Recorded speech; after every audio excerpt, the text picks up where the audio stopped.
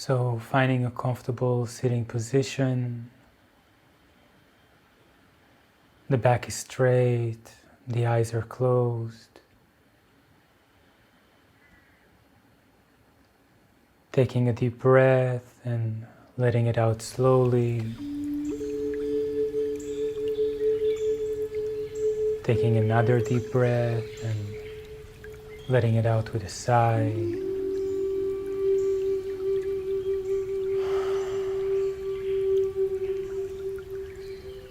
And becoming very present in this moment.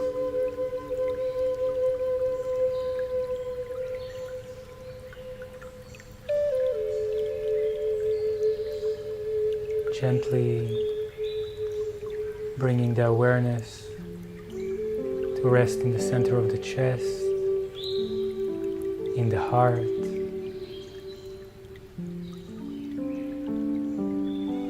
Noticing a warm, familiar feeling,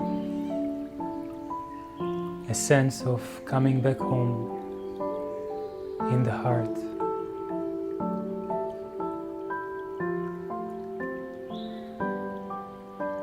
And from the heart we consecrate today's teachings, all of the energies, whatever process we're going to go through, as well as our life and our entire being, offered to the divine consciousness, perceived as our deepest essence, who we truly are.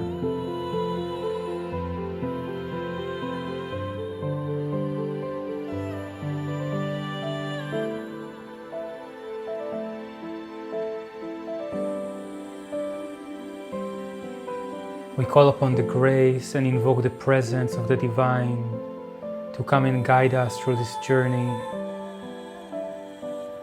to help us to move out of the way so something greater might come and move through us.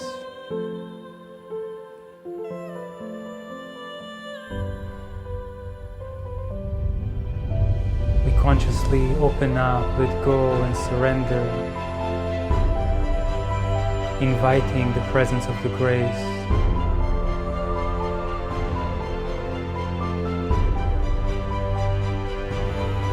We ask that all of our actions will be in line with our highest purpose and will benefit all sentient beings in all places.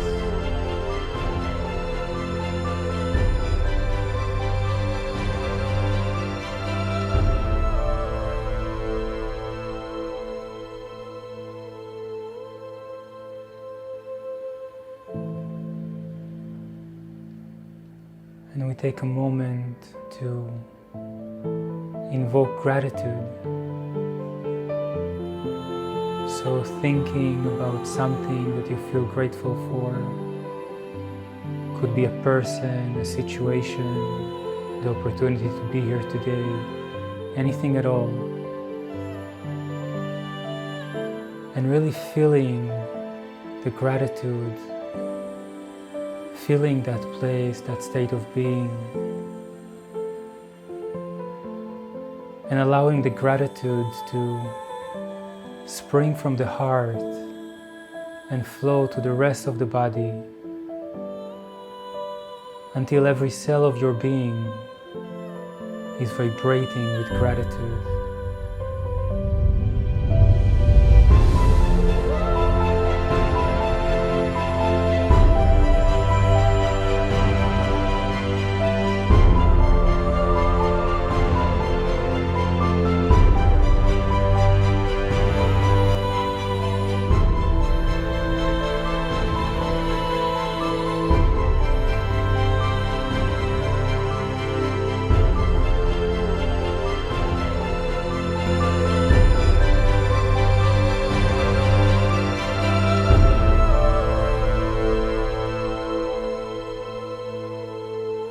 So paying attention to the state of being, the presence of the heart,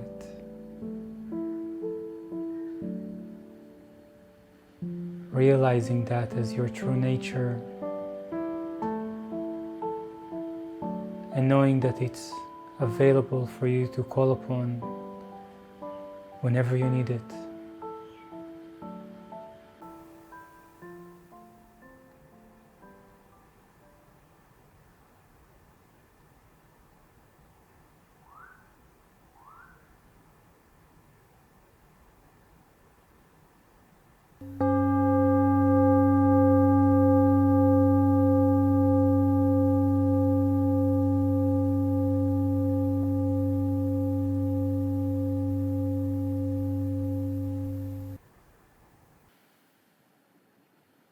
We're staying rooted with awareness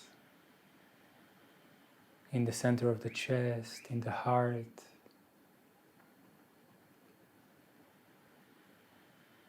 And while staying connected to this space of remembrance and knowing, we slowly allow our consciousness to integrate the rest of the physical body and the room around us.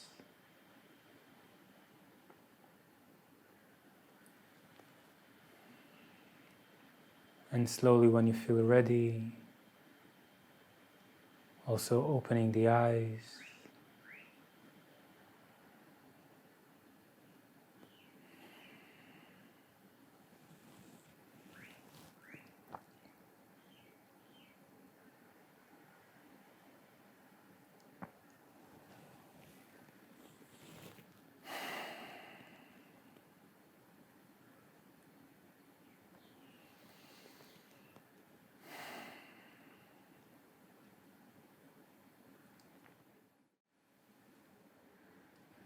So sometimes it's a bit challenging to make this transition from the more interiorized space to a space of interaction.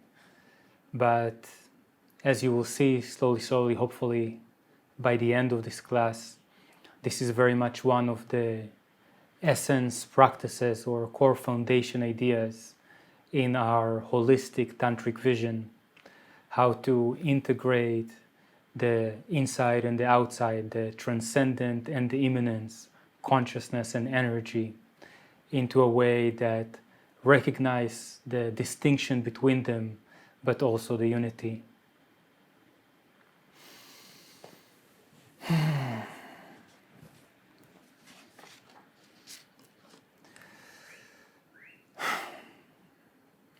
So, hello everyone. My name is Solar Bodhidharma, and I'm the co-founder of Tantric Life and Integral Tantra. So when I've started my journey into Tantra more than a decade ago, I put a lot of effort and spent time to travel the world, find different teachers from different lineages, so I can spend time with them, do the practice, and get initiated. And regardless of the lineage or the approach to Tantra, there were certain sentences that most of them used. Things like, in Tantra, or when the Tantrics did, or Tantra says.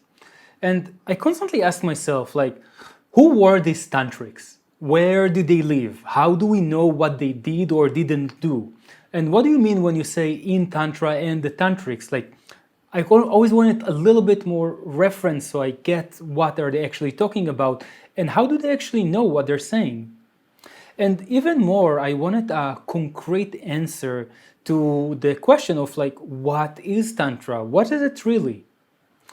Today it's very common to see a lot of interviews or conversation with Tantra teachers starts with something like, can you please tell us what Tantra means for you? And that leads us into some kind of a subjective narrative when the person starts to talk about their own experience and what meaning they derive from the practice. We hear some things like Tantra is love, or Tantra is connection, or Tantra is the awakening of the heart. And while all of those answers are relatively true, and I personally would agree with them, they are still too subjective, they're too open for interpretation, which today is something that becomes more and more dangerous. It also gives room for somewhat of a no true Scotsman fallacy, which is basically to say that the speaker can kind of like change the definition of the term that he's speaking about mid-sentence, and by that adjust the argument to whatever is comfortable for them. Saying things like, ah no, this is not real Tantra, or in real Tantra we do like this and like that, and not in this case. This is growingly create a certain kind of a problem because today Tantra is trying to get established as an official spiritual practice, something that hopefully can come more and more into the mainstream and help to transform all of our lives. And even more, like especially today when there is so much accusations against spiritual teachers, especially after the Me Too movement. It's just like every week we hear about another spiritual teacher, and usually from the field of Tantra, that there is some kind of allegations against them. Whether if it's proven or not, those things are keep on coming into the surface. So it's really important that we will have, for the sake of us, moving on with this tradition and bringing it online and up to date in the 21st century, that we have a very clear and solid definition of what it is and what it isn't. Even more, we see that there is kind of a chasm in the spiritual world, or specifically in the tantric world. We usually have the more orthodox, classical, Eastern spiritual approach into Tantrism. And we also have the more modern, New Age approach, more liberal, focus on sexuality, communication, and psychology, Western kind of approach. And usually when those two come together, or that when people from those different practices are coming together, it immediately sparks a big debate on what it is, what it isn't, and let's not get into the whole conversation about where sexuality played to the role of all of this, that we're going to address that later. But in 1 second, all of the oneness that we hear about in Tantra, all of the recognition of seeing the divine in the other is out of the window in a second, and we're just at each other's throats. So having a more clear understanding of the tradition, of the history, of how things developed, as you will see that there is a very clear development through the years with the practices of Tantra, it will help us to bring it in a more coherent manner, in a more connected manner into our lives. Throughout my life, I felt the presence of the grace and the enormous transformation that can come from a tantric spiritual practice. And with that, I felt inspired to dedicate years of practice and study to really understand this tradition, to understand the different perspectives, so we can finally heal and bring everything together. Because it is important to be able to understand where teachings and people are coming from, so we can truly empathize with them, so we can heal and move forward to the next step. Through this lecture, to this class, I will demonstrate that what we're dealing with here, and I don't want to jump the gun too early, but basically that there is two different approaches, two different philosophies. Again, like I'm really overgeneralizing here, but each one of those approaches is necessary but not sufficient. Each one of those approaches are addressing one part, one spectrum of consciousness and not the other to the large extent.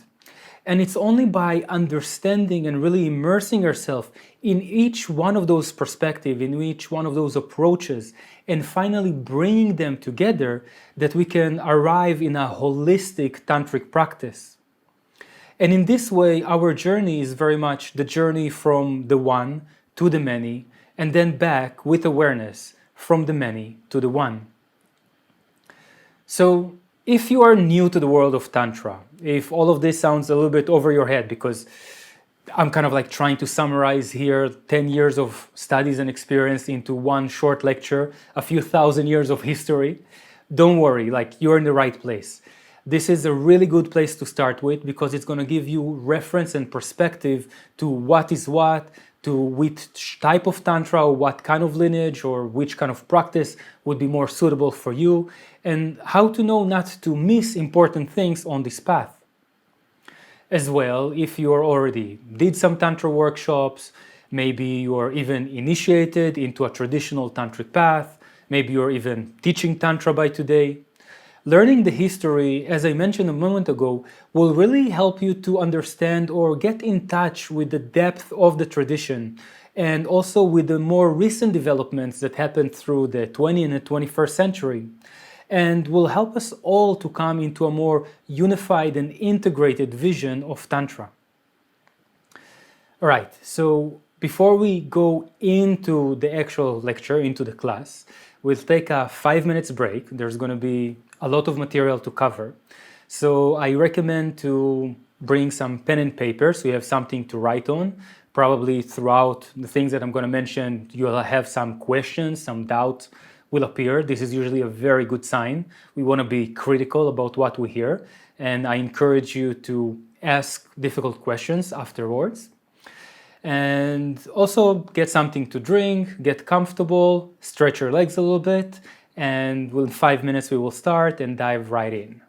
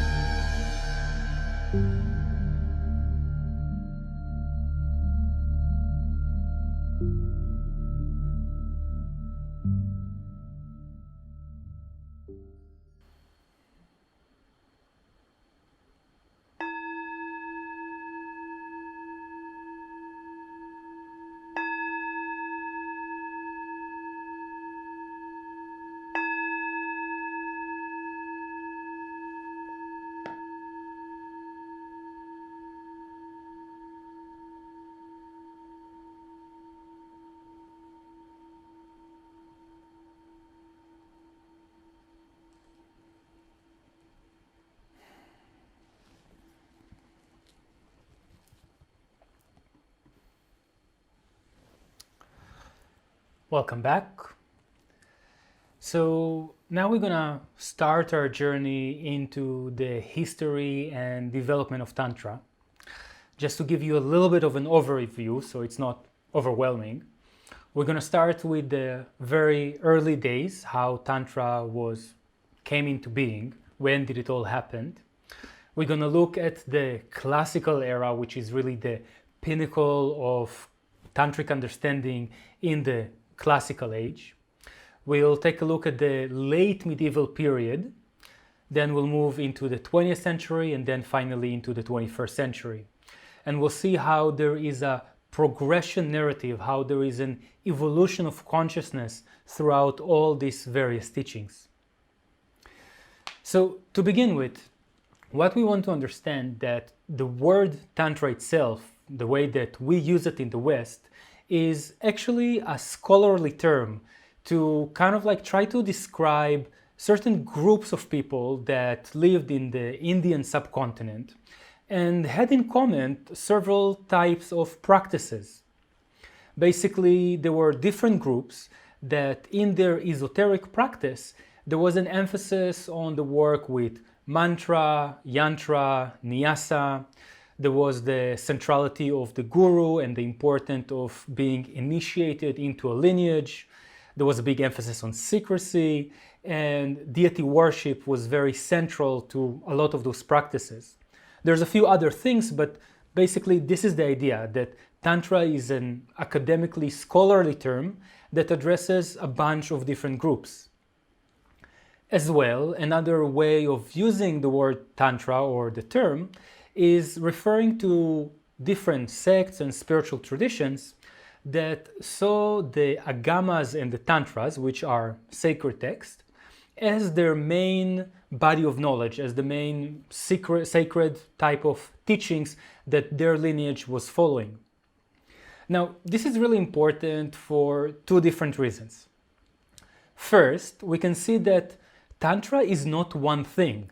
And maybe this is why so many teachers are struggling with trying to answer what is Tantra and where does it come from, because it's not one thing that happened in one place. It's a bit different from, let's say, Judaism or Christianity or quantum physics. It's something that developed through several hundreds of years in different groups, in different sects that had different beliefs, different scriptures, different ideology, and that just had certain elements in common with other groups, and therefore scholars kind of like group them all together. We can very much say that from a Western perspective, Tantra is the esoteric part of different lineages, sects, and spiritual traditions in India. The other thing that this basic understanding helps us to realize is also how ancient is Tantra really? Where does it come from, and when was it created? So today is very common again to hear things like Tantra is thousands of years old, maybe 3,000 years, 5,000 years, and some people say that Tantra is 7,000 to 10,000 years old and it's rooted in the pre-Vedic Dravidian culture of ancient India. There is this idea that the pre-Vedic Dravidian culture was a matriarchal culture that Tantra was preserving, and then when the Aryan came with the Aryan invasion, they suppressed this matriarchal nature with their patriarchal ideology with the Vedas, and Tantra is what got saved out of this. Now, when we look at linguistic development and all kind of different historical records, we can see several things. First of all, that the pre-Vedic Dravidian culture might have been matrix-centric, but we don't really have any evidence of matriarchy. There probably was a lot of emphasis on deity worship and the centrality of the female deity, but it seems that society was still organized in a more patriarchal manner. Okay, but I digress with this thing. So the point here is that when we try to compare the main elements that makes something authentically tantric, or what are the elements that tantra contains, we can see some similarities with this pre-Vedic Dravidian culture. However, those similarities are few and very far apart. We don't really see, also in the Vedic world, anything which is really similar to the metaphysics and understanding of the Tantric tradition. So in some way that says that Tantra is not 10,000 years old and also not 5,000 years old. When we come a little bit closer, we have this idea that Tantra, the word Tantra, was mentioned in the Vedas, all right? And the Vedas are thousands of years old. So if you spend some time in India, you know that there is a tendency to exaggerate. 30 very easily become 300 and 300 becomes 3,000. So although the Vedas are ancient, there are a script that is written in Sanskrit, and Sanskrit was kind of like came into being somewhere around 1,500 years BC. And the Vedas are roughly came to being in the same time. Some people are claiming that the Veda was first of all a spoken tradition, an oral tradition, therefore it's predating its written history. But still with that, we can say that the Vedas would be 1,500, maybe 2,000 years old, 2,000 years before Christ, and that's make this 3,000, 3,500 years old, something like this. The problem with trying to say that Tantra is coming from the Vedas is twofold. One, that when the word Tantra is being mentioned in those ancient scriptures, it's being used in this more literal terms or literal meaning. When you look at Sanskrit, you see that each word have several meanings, sometimes even 12 or 15. It's a very poetic language. So very much like the word sutra could today mean like ancient scriptures or holy scriptures or something that there's knowledge within it, the word sutra also can just mean a thread, and you can use it also in daily usage. Just like the word yoga. For most of us today, yoga is some spiritual union, bringing things together. But yoga can also be used to bring anything together, also like in farming or in the house, or just putting two things into one. And in that way, we see that the more ancient use of the word Tantra was not being used in the way that we refer to it today when we are addressing a spiritual and energetic practice. But even more important is the distinction that the tantrics, all these different people that did these practices that are called tantrics, is because they followed the agamas and the tantras. And in that way, they did not really see the Vedas as their source of knowledge. Very much similar to the word Hinduism, which is also a British colonial term trying to kind of like put under one umbrella all of the different lineages and sects that they saw in India. So Hinduism usually referred to, or used to refer to, everyone that believes in the Veda as their main scriptures. The Tantrics believe in the Agamas and the Tantras, and they don't see the Vedas as the absolute authority on scriptures and knowledge. And in that way, we can easily say that the Tantric tradition really starts to come into being when we start to see those scriptures, the Agamas and the Tantras. And those kind of scriptures are starting to appear only around the 5th century. So in the beginning of the first millennia of the Common Era, we start to see all kind of nuances that starting to appear towards the direction of what will become Tantra, but they're still spread out and they're not so clear or coherent.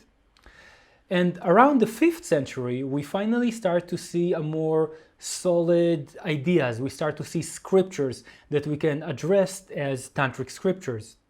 And as I mentioned before, the tantrics are those who see the tantras and the agamas as their main scriptures, and not the Vedas and the Upanishads. This fact alone was one of the main contributors to the persecution against tantric practitioners and lineages, and the almost disappearance of tantrism in India throughout the late medieval period. Now, some tantric lineage that have survived, like the Srividya, adopted in later stage the Vedas as one of their main scriptures, and that really helped them to survive throughout this period of persecution. With this in mind, we can see that in the early years of the first millennia of the Common Era, the tantric ideas are starting to come together, they are starting to appear, but they're still quite far apart, they're not so refined, they're not so coherent. However, in the 5th century, we finally see appear the first tantric text, the first tantric scriptures. And from this point of view, we can say that the birth of Tantra, the official arriving of Tantra into the spiritual stage of the world, is in the 5th century of the Common Era. And doing the simple math, that will mean that Tantra is a spiritual tradition which is 1,500 years old.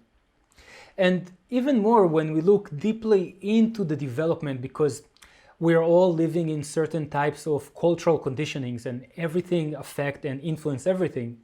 But it will be actually much more precise to say that it's not so much that Tantra was influenced by all these other spiritual traditions that pre-existed Tantra, rather that Tantra was the main influencer that really shifted and went into all the different spiritual traditions that we see in Asia as their esoteric practices of those traditions. Alright, so now that we got this out of the way, we can start in our journey through the development of Tantra throughout the ages. So when we're looking at the first several hundred of years in the development of Tantra, these early years in Tantrism, we see that the Tantrics were usually from a low caste or maybe even outcast. They were yogis that are living in cremation grounds.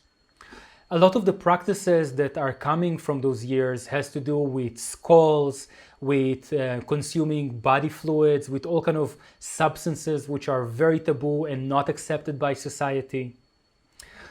Up until today, there is still some kind of a discussion or debate, even a disagreement between a lot of scholars where Tantra really originated.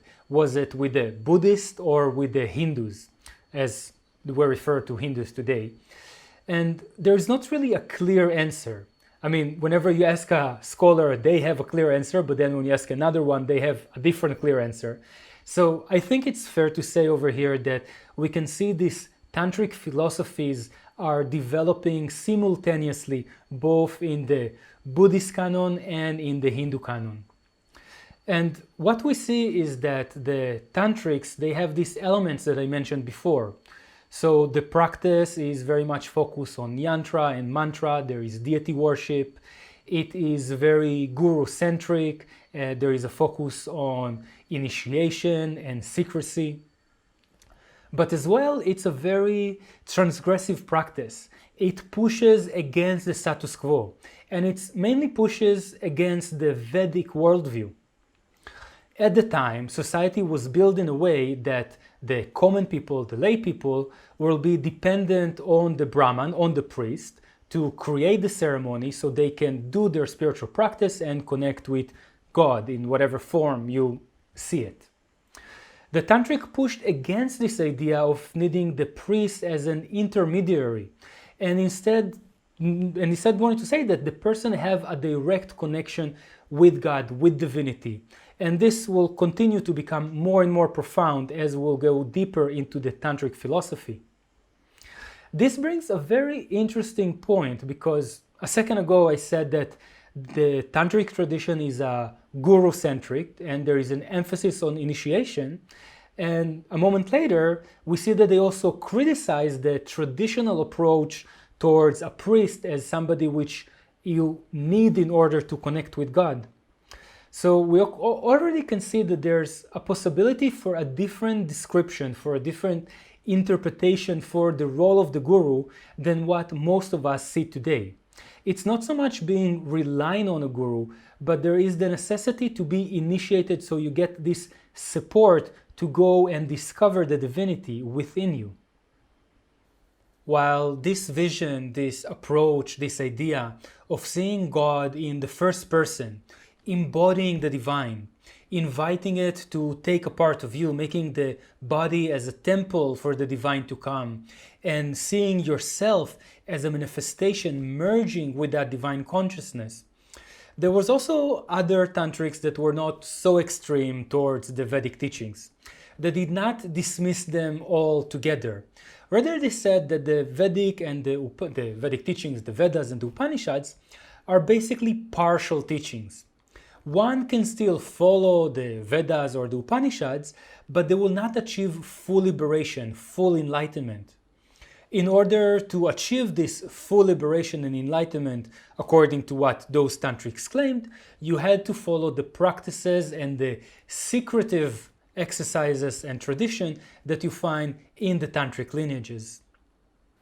Now, when we're looking at the early days of Tantra, we can see that although the tantric teachings and practices were spread all through the Indian subcontinent, there is a more condensed center of those teachings and practices in south of India, an area that Tantra actually survived all the way until today, with the Shiva Siddhanta tradition and Sri Vidya.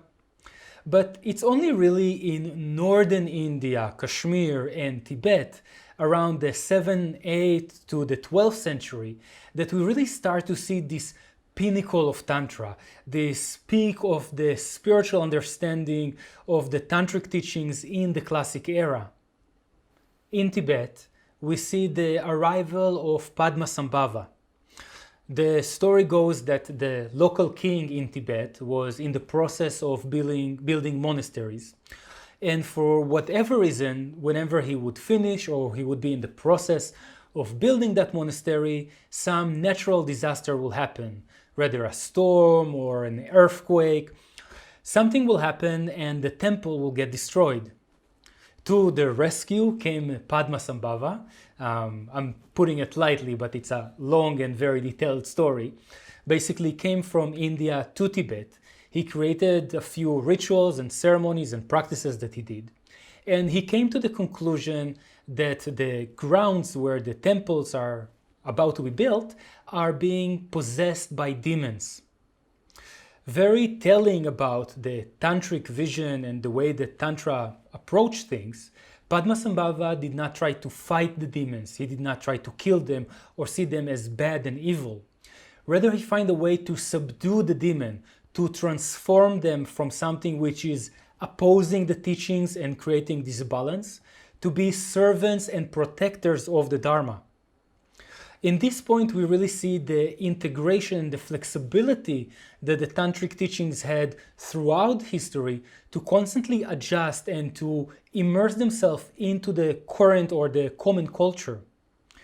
The Tantric teachings that came from India to Tibet with this Buddhist flavor got mixed with the local Tibetan Bon tradition and created this very colorful type of Tantra which is full of this more Bon tradition deities and demons and very elaborate shamanic rituals that we can see all the way until today.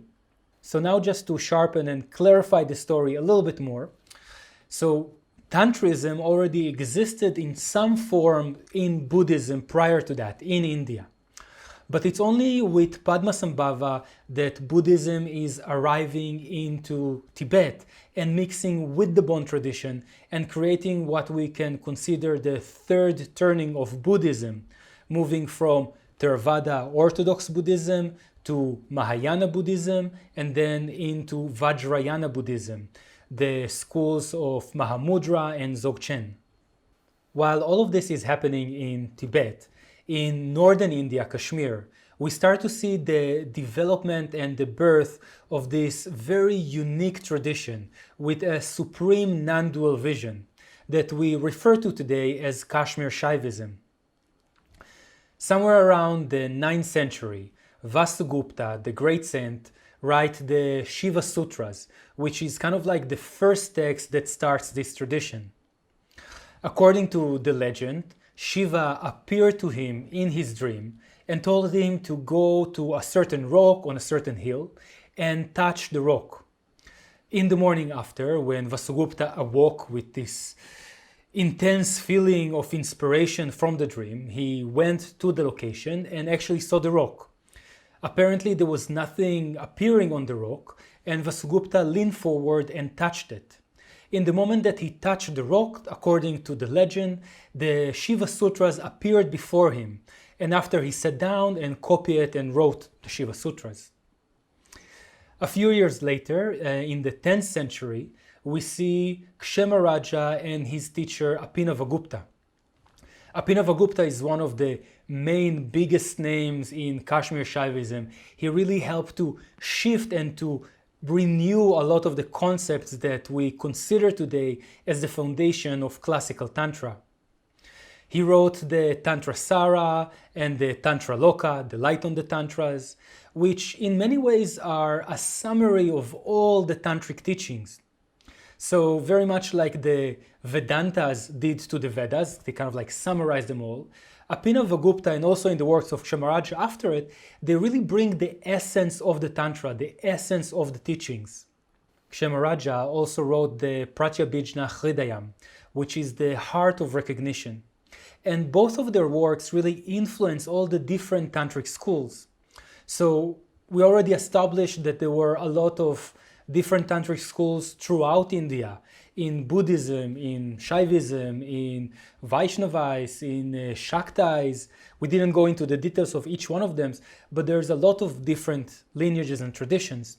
But even in Shaivism of Kashmir, there was a bunch of different schools.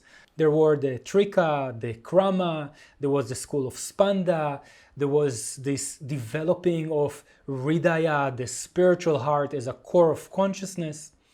And all of those different schools are interacting and influencing each other.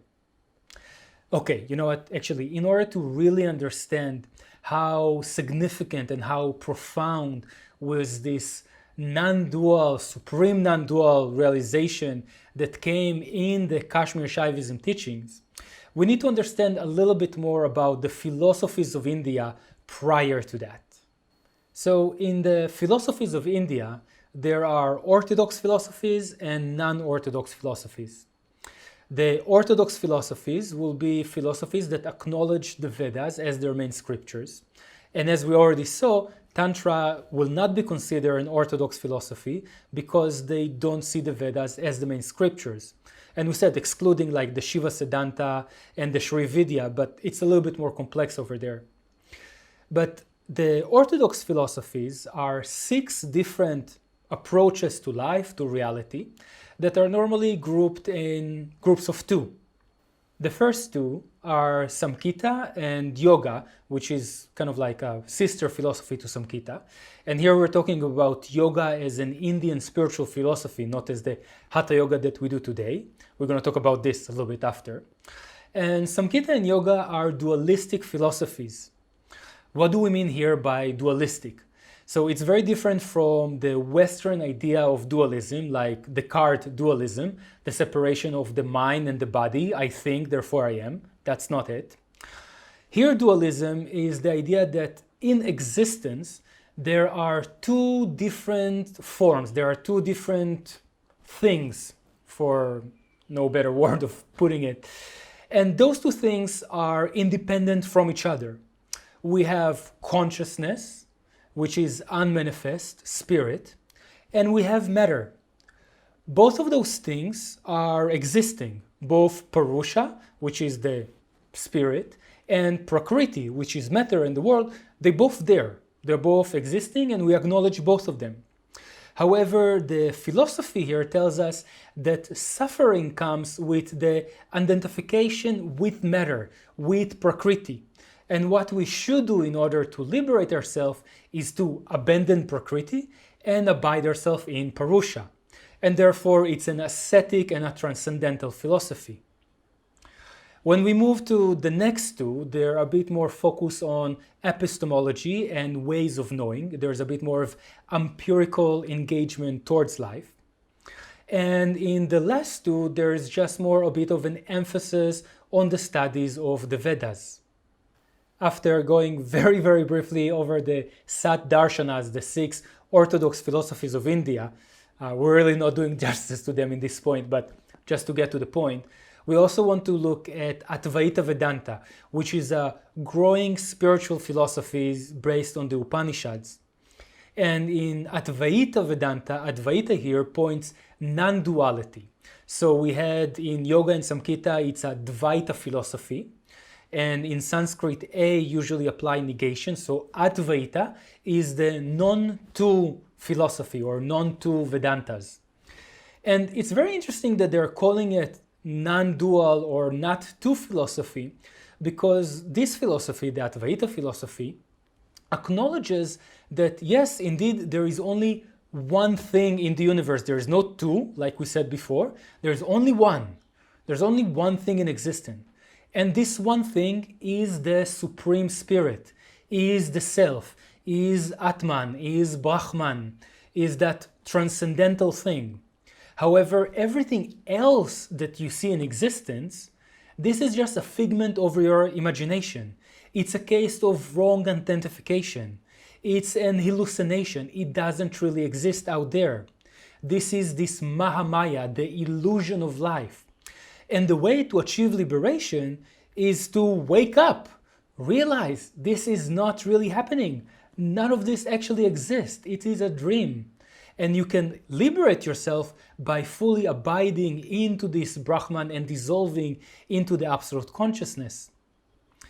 Now, there is a few problems, especially today in the modern age, if we try to apply such a philosophy, and that it negates a whole major part of existence, which is the eminent part of existence. Everything that we see, the body and the world around us. And it actually leads, and I do mean it with a lot of respect, like the Upanishads are tremendous texts, like there is incredible wisdom and they have incredible practices and meditation. But when it's applied in the world today, we see a lot of pathologies that actually coming from this practice. Because when you are embedded in that and you think that the world around you is a dream, it changes the way that you interact with the world. There is a very common example when people say that if, let's say, you have a problem in your dream, let's say there's 1,000 hungry people in your dream. There's two things that you can do to solve that problem.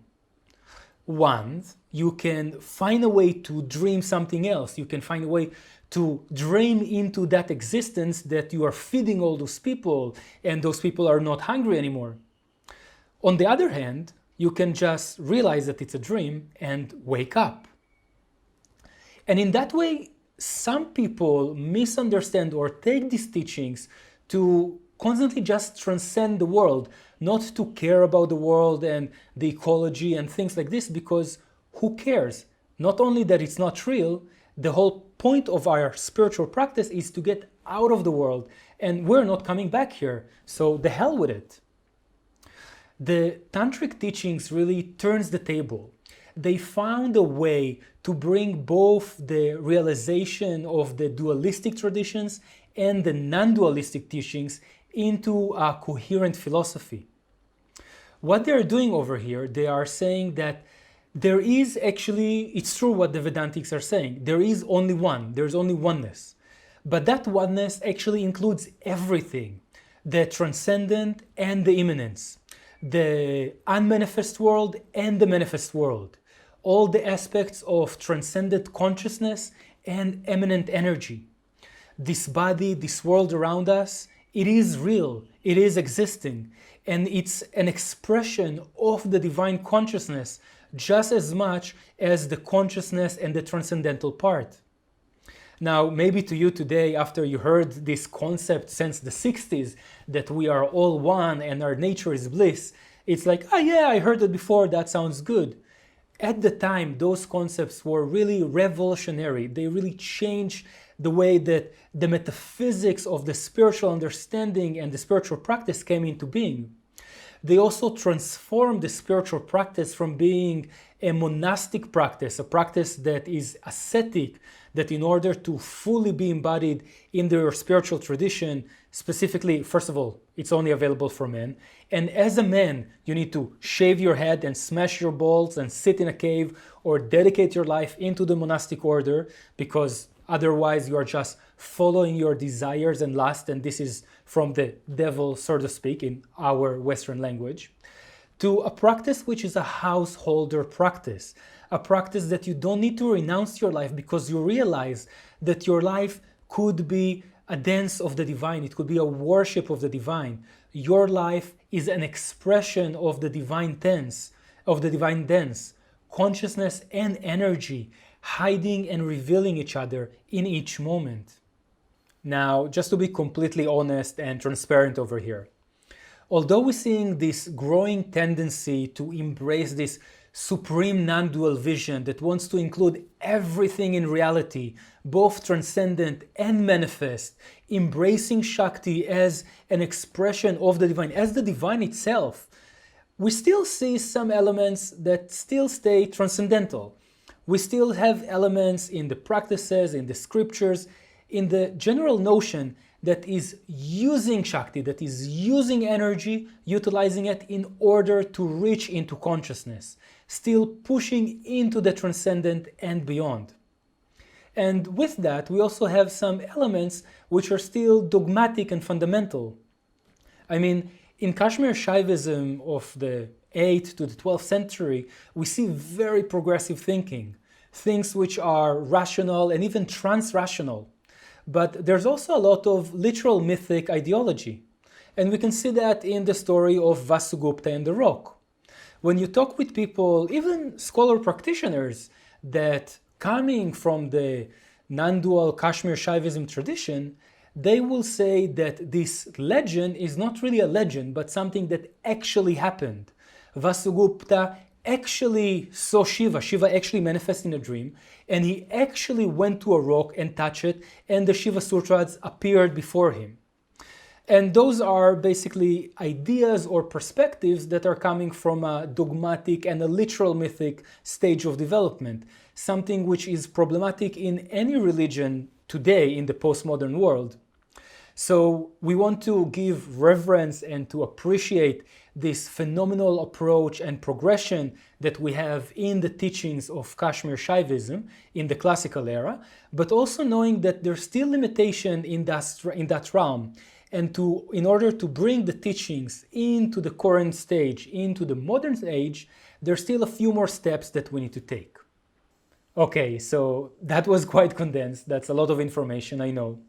So let's take 5 minutes break, stretch your legs, water in, water out, try to refresh, and then we'll continue.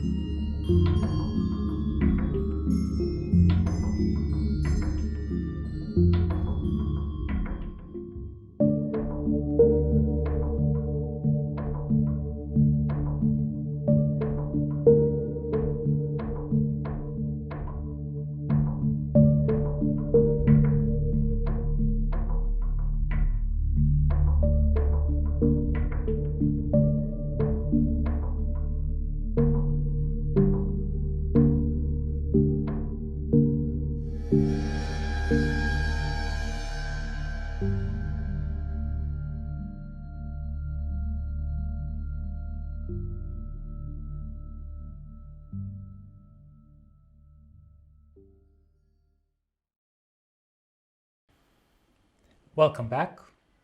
So in the last segment, we established that Tantra is very much the esoteric part of several different spiritual traditions.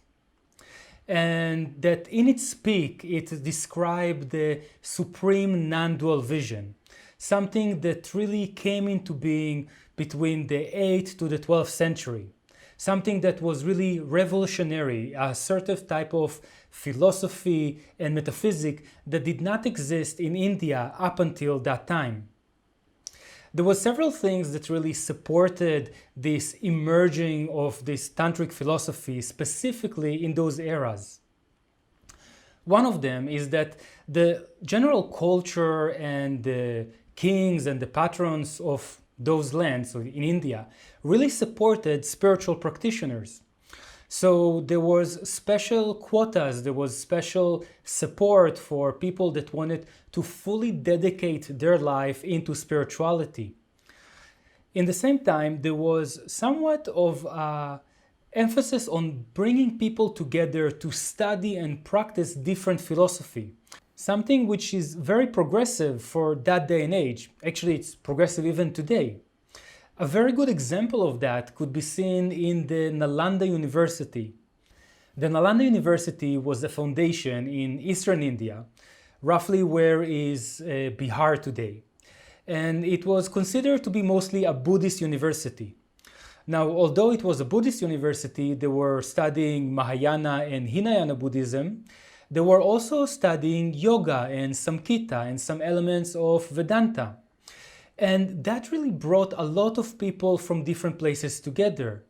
To the Nalanda University, people will travel from very far, from China, from southern India, from different countries, to all study and practice under one roof.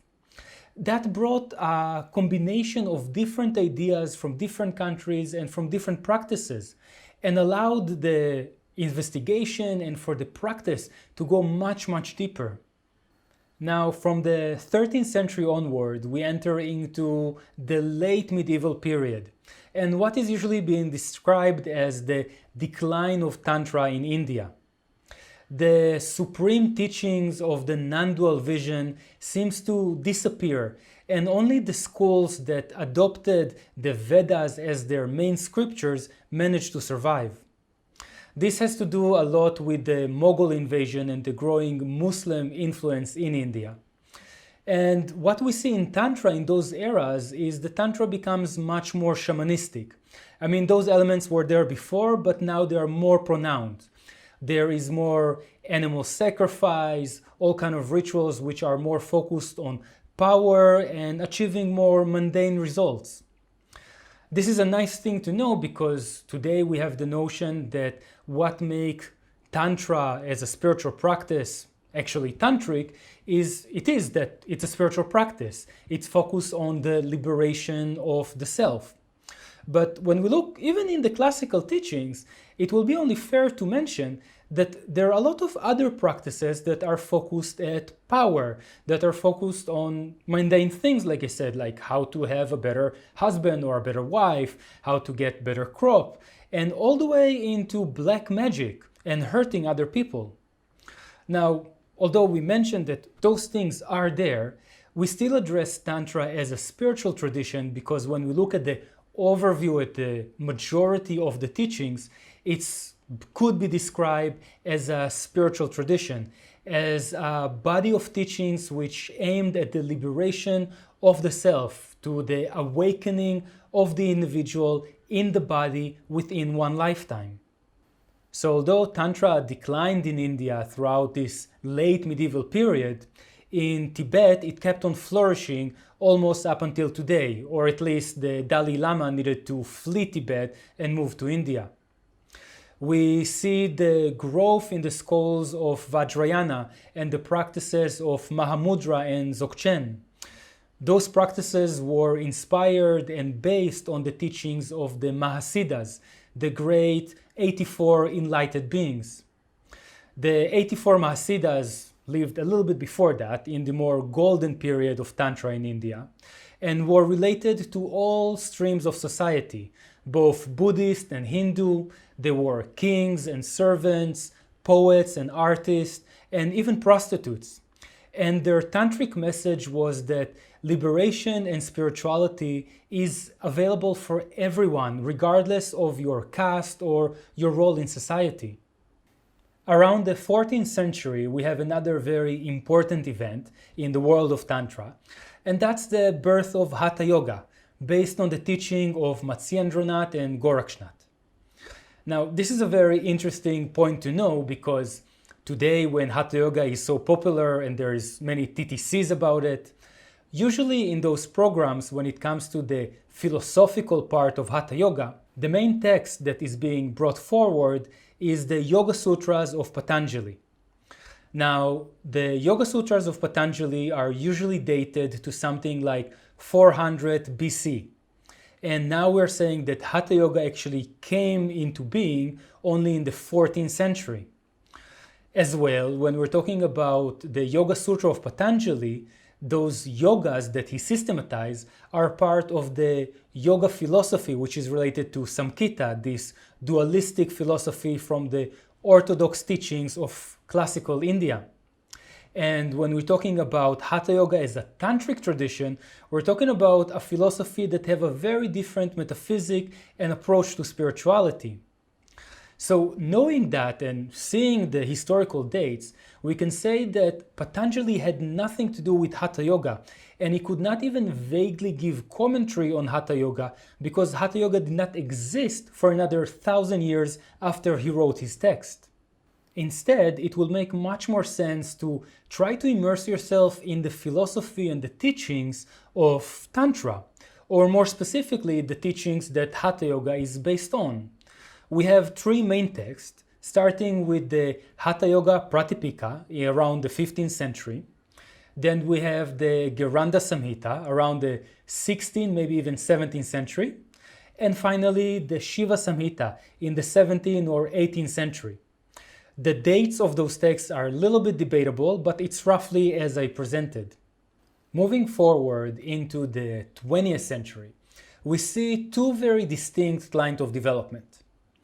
On the one hand, we have teachers coming from India and Tibet to Europe and North America.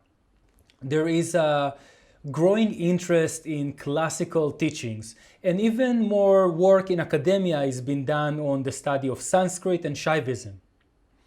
On the other hand, we start to see a new philosophy appear in the West, under the name of Tantra, but with much more of a Western approach to life and spirituality. Our story begins maybe with the Theosophic Society, which is a group focused on the occult and mysticism.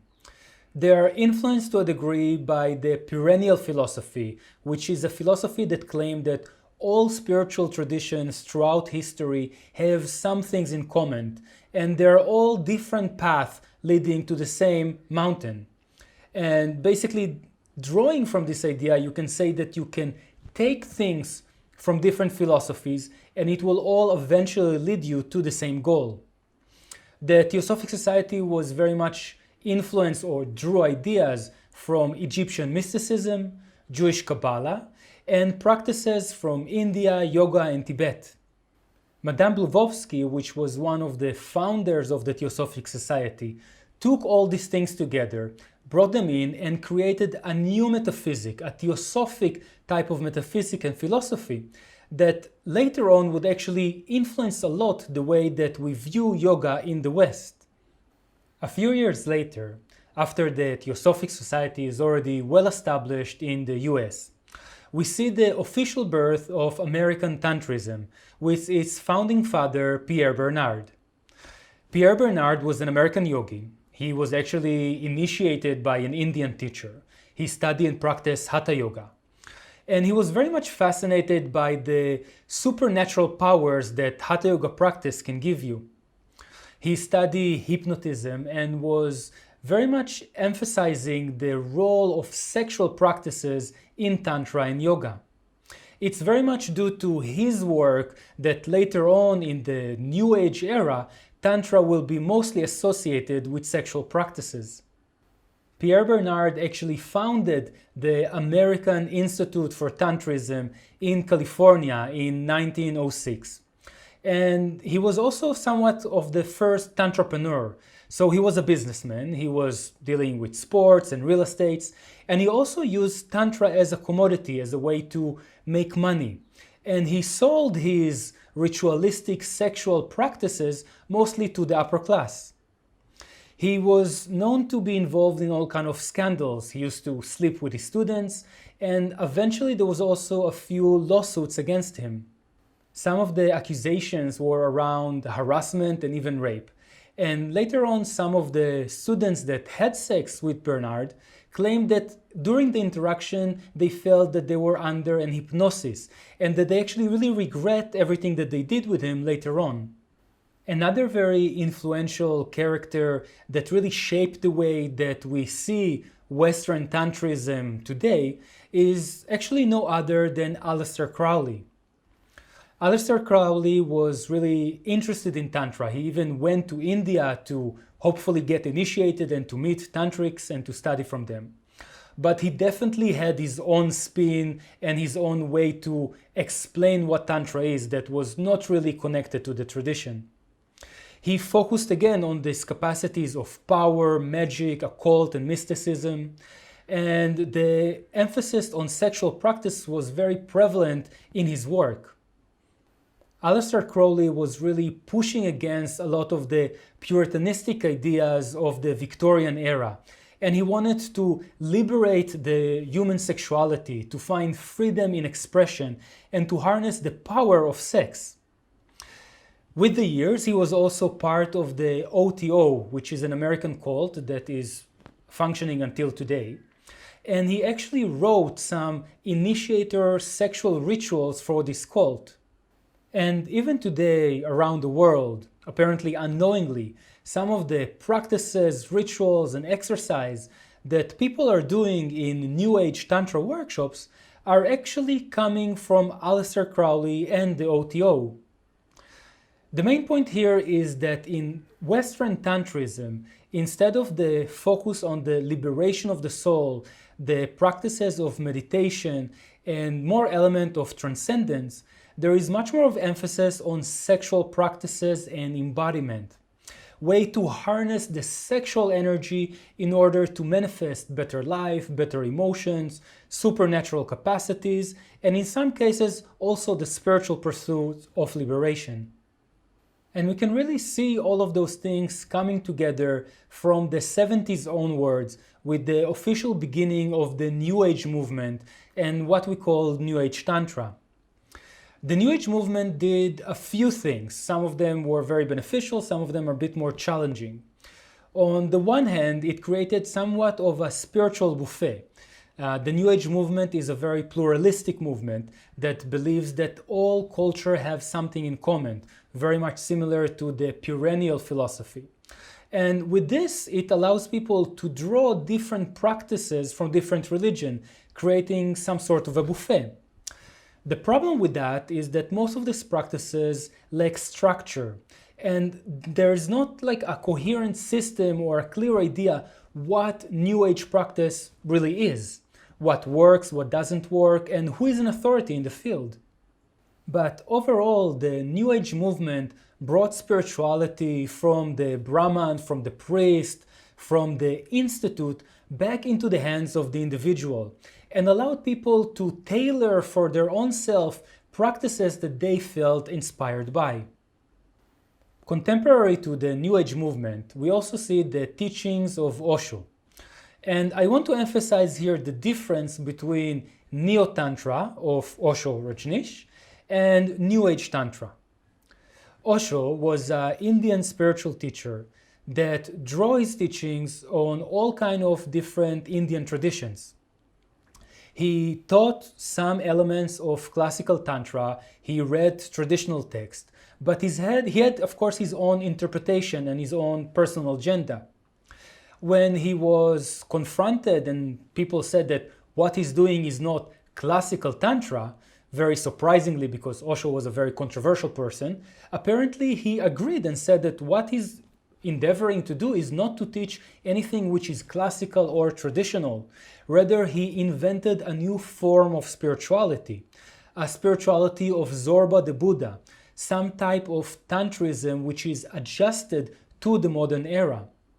What makes the clear difference between New Age Tantra and Neo-Tantra is that Neo-Tantra of Osho had a teacher, had a very relatively clear line of teaching, practices that people do, and a community. There was a clear authority and there was a clear trajectory where the practice and the teachings are supposed to take you. When we're looking at New Age Tantra, there is a lot different kind of ideas. There is a general feeling of spirituality, but there is no clear authority, and there is also no clear hierarchy of development or what is better or worse. Everyone can have an opinion, and things tends to fall into bypassing in one stage or another. Again, when we're looking at American Tantrism and the development of this new philosophy throughout the 20th century, although there are different ideas, the main emphasis is around sexual practices. Rather, sexual practices to enhance pleasure, to elongate orgasm, to create more connection, or to harness sexual energy for magic and spiritual liberation. But the main emphasis seems to be around practices revolving sexuality. While all this is happening, we also have another quite a profound development throughout the 20th century, and that's a sort of type of renaissance of classical Shaivism. In 1919, there is a book under the title The Serpent Power that was written by Arthur Avalon. This book is a translation to two types of text, and one of them is the Sat Chakra Nirupad. This event is considered to be one of the first translations of a tantric text from Sanskrit to English in a way that was available to the general public. And this really changed a lot in the tantric arena. It really creates a whole new fascination with tantric teachings and a growing interest in studying traditional text.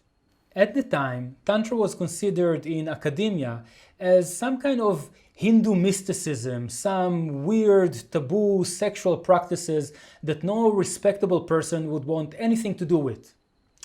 Starting with Arthur Avalon, more people started to see Tantra as a legitimate spiritual practice, and even more as something which is very relevant for people in the modern era. Several decades after that, the rumors that there is still a living descendants to the tradition of Kashmir Shaivism start to spread around the globe. and people became more aware about the teachings of Swami Lakshmanju. Swami Lakshmanju was a Kashmirian Hindu that lived in Srinagar, Kashmir, the birthplace of Kashmir Shaivism, and apparently was the last lineage holder of this tradition. In the following years, people will travel to India to sit in his presence, to receive the teachings, and that's what really started this whole renaissance of Kashmir Shaivism. There were a new line, a new generation of scholar practitioners, people that did academic study, learned Sanskrit, and also went to receive initiation and to embrace themselves in practice. On the academic side, we see people like Alexis Sanderson that devoted his life to the study and teachings of Shaivism. And some of his students became very famous teachers themselves, people like Mark Dukowski and Paul Moller-Ortega and Christopher Wallace. On the other side, we had more on the practical aspect, teachers like Baba Muktananda. Baba Muktananda was an Indian Swami that got inspired by the teachings of Lakshmanju, not directly met with him, but was inspired by Kashmir Shaivism, and started to create a community of practitioners, actually also in the States, called the Siddha Yoga. In the ashram of Siddha Yoga, Baba Muktananda used to give something called Shaktipat, which is very related to the Tantric tradition. He used to walk around the meditation hall, holding peacock feathers and touching people's foreheads. When he touched people, whether with the peacock feathers or with his thumb, pressing on their forehead, they will have a certain type of kundalini rising, a certain type of initiatory movement. People will start to go into spasm and feel tremendous bliss going all through their bodies. Most people that experienced something like this said that their life was completely changed from that point onward. Now, on the Buddhist side of things, or the arrival of Tibetan Buddhism to the West, which is a tantric form of Buddhism, we can really attribute most of the impact on Westerners to the life work of Trungpa Trungpa Rinpoche. The Rinpoche was a Tibetan monk that was initiated in two of the main lineages of Tibetan Buddhism. He fled to India and later on moved to Scotland, where he established the first Tibetan Buddhist monastery in the West. In the 70s, he moved to the US and gave a round of lectures on Tantric Buddhism around the country. His life work was really profound and influenced, for better and worse, and you will see what I mean, the way that we view Tantra and Tantric teachers today. So, although he was acknowledged by his tradition and lineage, even the Dalai Lama, eventually in his death, he received a traditional burying in the States, where a lot of very respectable lamas came to the event. But he also disrobed very early in his teacher's life when he wanted to teach Westerners, specifically because he said that he wanted to help them break out of their conditioning and attachment to the way that a teacher or a guru should behave or dress. He established this term that he called crazy wisdom, where he on purpose did things that were considered to be immoral or inappropriate just to shock his students. Unfortunately, some people took it later on as a license for everybody to behave in that way, or trying to say that that's what Tantra teachers do. But this was very different from what people that were in the presence of the Rinpoche reported. So some of the things that he used to do, well, first of all, the Rinpoche was an alcoholic. He used to arrive into lectures completely drunk, and sometimes people needed even to carrying him out of the lecture hall. He used to make students wait for hours and hours until he will give the lectures. He was known to sleep with his students even long after he was already married, and everything was done relatively in the open. This was also one of the main elements which are different from the life of the Rinpoche than what we see other teachers or other problems that we find in the New Age Tantra world in the 21st century, is that everything was done in the open and everybody was willingly participating. People said that they felt a sense of honesty and integrity from the teachers and the teachings, because there was nothing hidden, there was nothing that the Rinpoche tried to present itself as if he's one thing, and then we find out that he actually lied and he had an affair or he stole some money. Rather, he tried to break consciously and knowingly the ideas that we have around spirituality and how people should function. As well, he coined the term spiritual materialism, which is maybe relevant today more than ever. Spiritual materialism could be defined in two different ways. The more straightforward way is materialism, in a sense that we address spirituality as another material commodity, something to buy and sell, something to gain and get power and recognition out of. But the other interpretation of spiritual materialism, which is very interesting, is the idea that certain spiritual states, certain states of consciousness, temporary although they will be, could be used in order to get relief from the suffering of the world. Something which is very tantric in nature. A lot of the other spiritual traditions which are not tantric actually see that as the goal of the practice. Through certain exercises, you go into a deep spiritual state and you don't experience suffering any longer.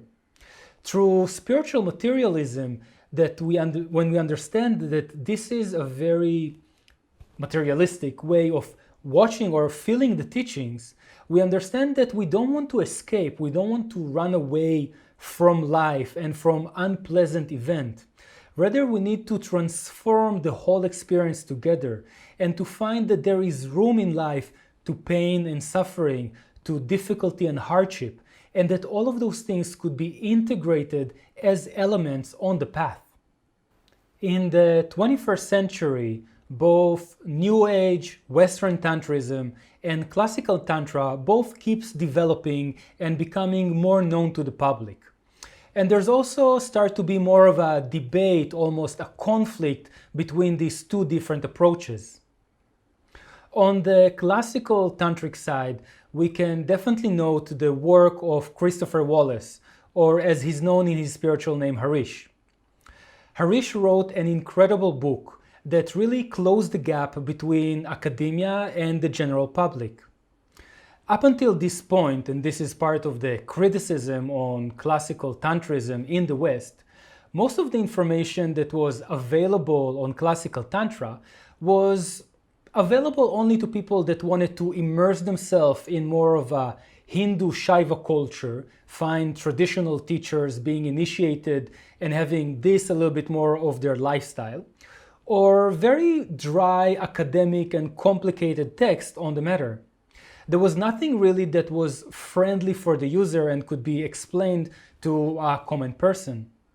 Harish, in his book Tantra Illuminated, really managed to bring those two worlds together, being able to present the world of non-dual Shaivism in a way which is authentic to the source, as much as anyone can do that, and doing that in a way which is talking in a modern Western language, something that people can comprehend and to see how they can approach and bring those teachings into their life. As well, because Tantra was known to the West usually only in its New Age form, which was focused on sexuality, I'm assuming that Harish was presented with the question of the sexual practices in Tantra very often.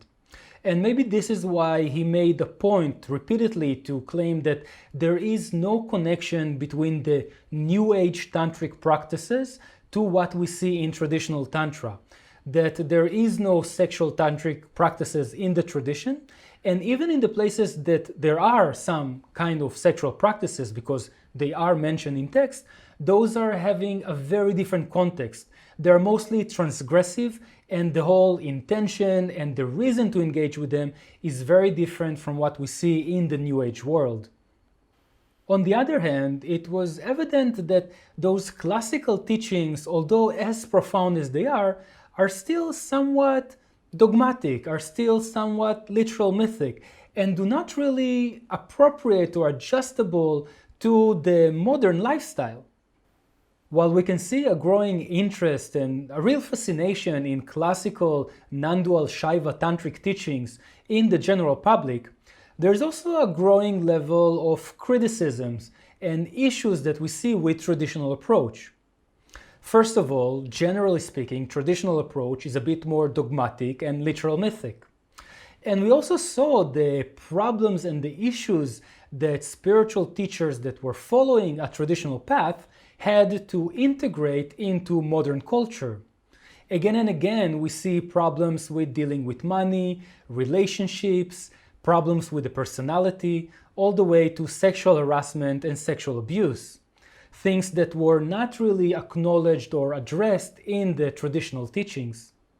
And maybe a little bit in contrast to that, we see that in the 21st century, New Age Tantra starts to form more of a coherent vision.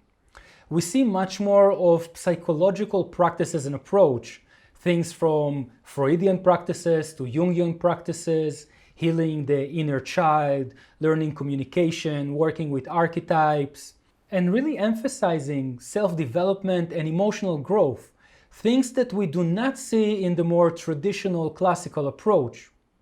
So, as I said already in the beginning, we can clearly see here two very different philosophies, two different approaches to life and spirituality.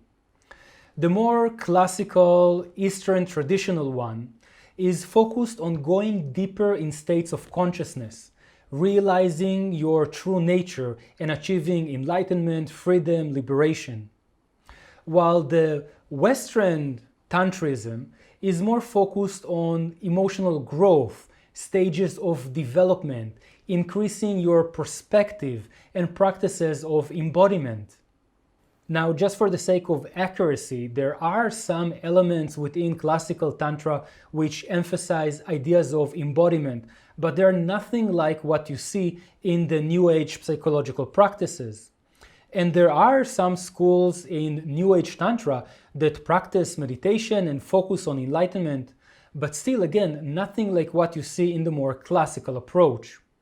So in many ways, both of those different philosophies are giving you a certain spectrum of life, spectrum of spirituality, spectrum of experience that the other one doesn't really. And this is where we start to come into the integral age and the beginning of integral Tantra in the 21st century. Integral spiritual practice is a spiritual practice which is based on the integral meta-theory, a meta-theory that was developed by Ken Wilber. In this theory, there is certain elements which are usually called AQAL. AQAL stands for all levels, all lines, all states, all types, and the four quadrants. Now, this could be a bit daunting, and that's why integral spirituality is something which is still quite rare. Not many people are able to bring their philosophy under this umbrella. But in a little bit more of a simplistic manner, which is still not simple, and by the work of Dustin DePerno, integral spirituality could also be defined as a spirituality that includes four main aspects. Those aspects are the aspects of waking up, cleaning up, growing up, and showing up. And in that way, for our sake, talking about Tantra, actually bringing both classical tantric teachings and New Age psychological tantric teachings together in a coherent system. So waking up address the more classical practices of meditation, waking up to your true nature, building consciousness and stability, building detachment. Then you have practices of cleaning up, which are more psychological practices like shadow work. So you refined the elements that are staying stagnated, fixated, or have allergies in your development process. In growing up, we have practices of emotional maturity, things that help us to climb the ladder, to evolve our personality and ego. In some way, there used to be this notion that you need to kill your ego. And although there is some notion of something dying as you move upwards in stages of development, It can also be seen as maturing the ego, creating actually a larger ego that includes more of reality. The ego, being a self-organizing mechanism, feels separate only because it's very small. When something is small, when your identification with something is small, or when your self-organizing mechanism is small, there is a lot of things which are outside of you that can harm you, so you need to be afraid of. And where there is other, there is fear. And there's a lot of things outside of you that you can crave, that you want to have, that you don't have yet.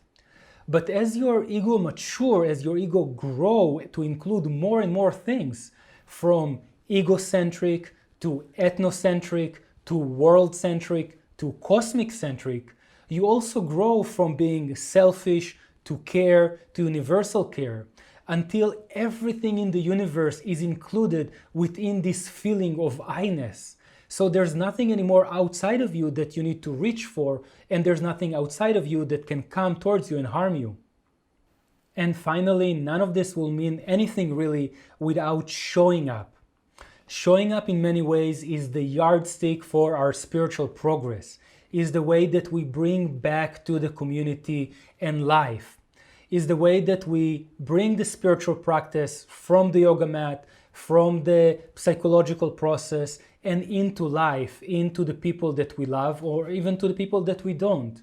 And we really see how much we are able to integrate, to really live those ideals, those spiritual practices and beliefs that we vouch for and practice. And maybe in many ways, this is the most beautiful part of the practice, where we take our understanding of the yoga mat, of the psychological process, and into the real world, to touch, to connect with our community, with our loved ones, and also with those we don't love, and really see how we can integrate and embody all those spiritual beliefs and ideals, how we can uplift other people as we are uplifted, how we can bring the light of awareness into every interaction, to recognize the divinity in every aspect and elements in life and the world. And this is very much where we are today in 2020. Generally speaking, we still have the more classical approach to Tantrism, and we have the New Age approach to Tantrism, practices that are focusing rather on waking up, or practices that are focusing more on growing up. And we also start to see the merging of these two different approaches in a more integral vision, a vision that draws on the teachings of the tradition, that does justice to the teachings of the tradition, but update it, bring it into the modern age, make it applicable today, and making sure to address all of those four main elements, having practices of waking up, cleaning up, growing up, and showing up. All right, so this concludes our journey through this brief history of Tantrism. If you made it all the way up until here, I'm very proud of you. That was quite a lot. But please remember that all those statements were very generalized. Into each one of those anecdotes that I brought up, there is so much more details and nuance that you can go into. There is so much more depth. So to conclude our journey, let's take a few moments to interiorize. So if you're not in a sitting position, come into a comfortable sitting position.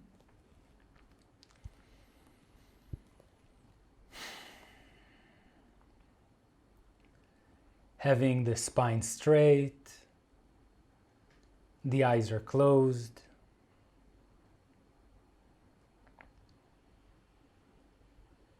Taking a deep breath and letting it out slowly.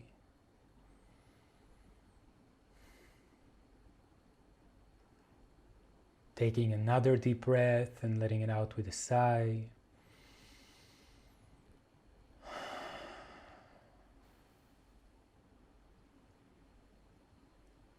Allowing the body to settle, allowing the mind to settle into the heart.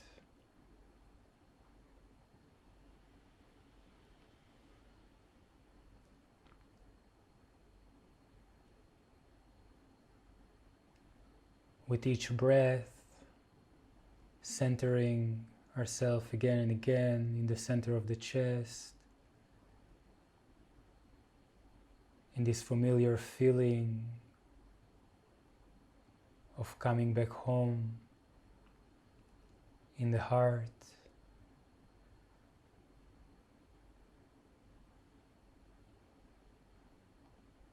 Feeling our connection to everything that is, past, present, and future.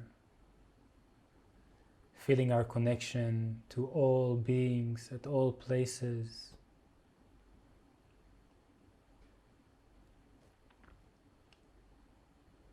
Noticing how fortunate we are to be able to receive such blessings, such spiritual teachings.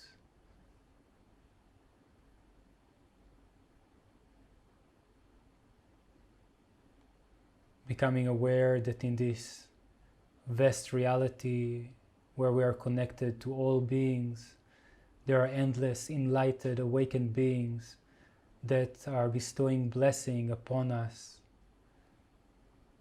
And those blessings are following through us, through our body, to our crown, into our heart.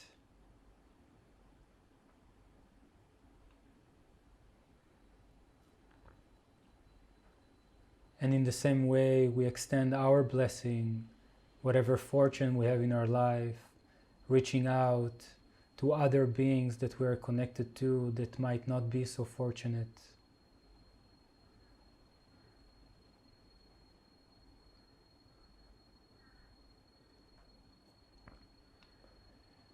We notice that as more as we do so, there are more gratitude is coming, flowing out of our hearts.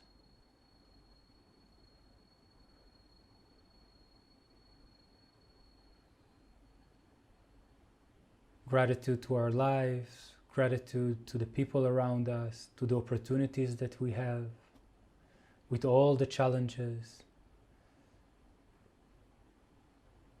And we feel the gratitude springing from the heart and filling every cell of your being until your entire being is vibrating with gratitude.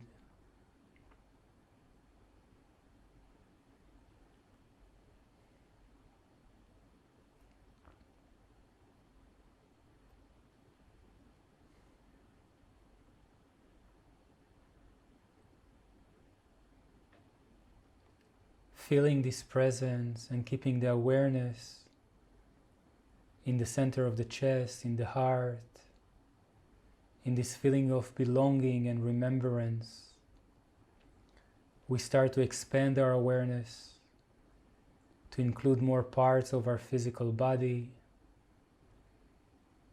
becoming more aware of the room around us, physical space.